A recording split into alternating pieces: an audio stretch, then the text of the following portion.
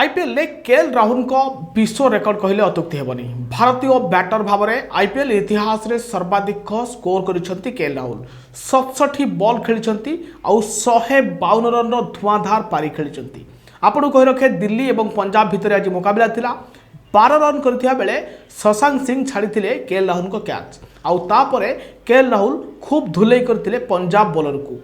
यह सह अनेक रेकर्डर अधिकारी होइचंती केएल राहुल। आपण कही रखे केएल राहुल आईपीएल ये हूँ 6तम शतक एवं फास्टेस्ट आईपीएल शतक रेकर्डर सबुठारु कम बॉल खेली से शतक करछंती।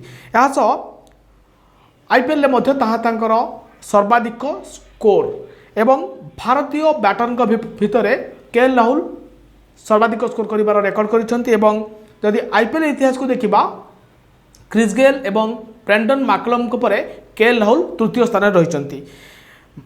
क्रिस गेल बैंगलोर पर खेलुले सेतबले 175 रन करथिले 66 बॉल रे एवं Brendon McCullum Kolkata Knight Riders पक्षर जो खेलुले प्रथम सीजन रे 2008 मसीह सेतबले 73 बॉल रे 158 रन करथिले एवं आज केएल राहुल 67 बॉल खेली 152 रन करिसेंती एवं नुआ इतिहास सृष्टि करिसेंती।